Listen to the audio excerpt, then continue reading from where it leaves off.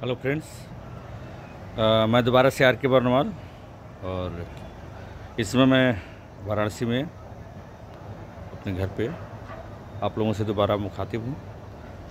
पिछले कुछ दिनों पहले मैंने फ्रेंड्स एक वीडियो डाला था। जैसे कि आप जानते हैं, मैं एक financial planner, wealth management, insurance solution की सर्विस को प्रोवाइड करता हूँ और पर्सनल फाइनेंस के ऊपर मैं बहुत अच्छा काम करता हूँ और इंडिविजुअल मैं लोगों की पर्सनल फाइनेंसिंग करता हूँ।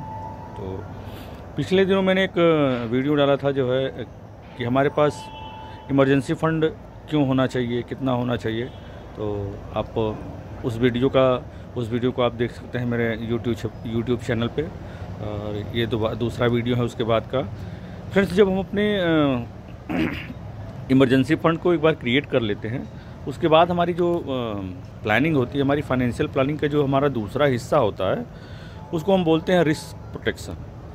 यानी हमारी लाइफ में जो रिस्क हैं, है ना, जो रिस्क हैं मतलब संभावित रिस्क, है ना, चाहे वो हमारा मेडिकल इन्फ्लेशन हो सकता है, मेडिकल खर्चे हो सकते हैं, हॉस्पिटल बिल हो सकता है, या कोई कैजुअलिटी हो सकती है ना, डिसेबिलिटी हो सकती है, जिससे हमारी घर की जो रेगुलर इनकम है वो इफेक्टेड हो सकती है।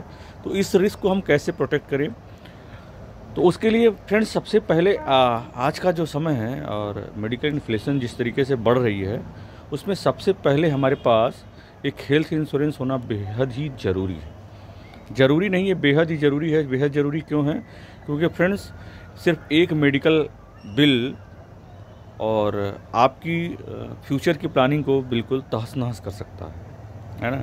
इवन आज के समय में अगर देखा जाए तो एक मेडिकल का बिल आपको कर्जदार बना सकता है, आपको अपने किसी एसेट को बेचने के लिए मजबूर कर सकता है ना, और आपकी किसी भी फ्यूचर की प्लानिंग को पूरी तरीके से वो डिस्ट्रॉय कर सकता है।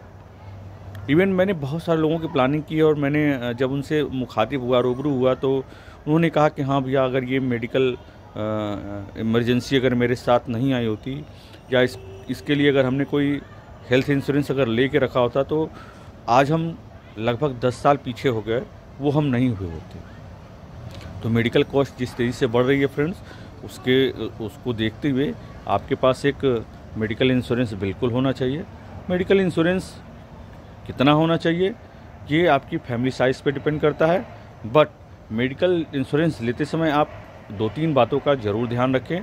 पहला कि आपके पास जो मेडिकल का कवर हो, सम एश्योर्ड हो आपका, वो सफिशिएंट हो। सफिशिएंट मतलब कम से कम 10 लाख रुपए का हो। आप चाहे तो 2 लाख का, 5 लाख का भी ले सकते हैं, लेकिन कम से कम वो 10 लाख का होना चाहिए। दूसरा ये होना चाहिए कि आपका समय टाइम टू टाइम जो है आपका सम एश्योर्ड बढ़ता रहे, यानी उस पर नो क्लेम बोनस मिलता रहे। तीसरा, आपकी सारी चीज़ें जो है उसके अंदर कवर हो, एड ऑन हो, यानी आपको अगर एयर एम्बुलेंस की सुविधा हो वो आपको मिले पूरी तरीके से, रोड एम्बुलेंस की सुविधा पूरी तरह से मिले, कोई रोबोटिक सर्जरी कर रहे हैं या कोई एडवांस सर्जरी अगर आपकी हो रही है, कोई आयुष ट्रीटमेंट हो रहा है, तो ये सारी चीज़ें उसमें कवर होनी चाहिए। बेहतर प्लानिंग के लिए आप एक बार ज़रूर मुझसे संपर्क कर सकते हैं, या आपके जो भी एडवाइज़र हों आप उनके साथ बैठें और कुछ चीज़ों पे ज़रूर उनसे बात करें। लेकिन जो भी करें, एक मेडिकल इंश्योरेंस, हेल्थ इंश्योरेंस आपके पास ज़रूर होना चाहिए। चलिए, थैंक यू, मिलते हैं अगले वीडियो में।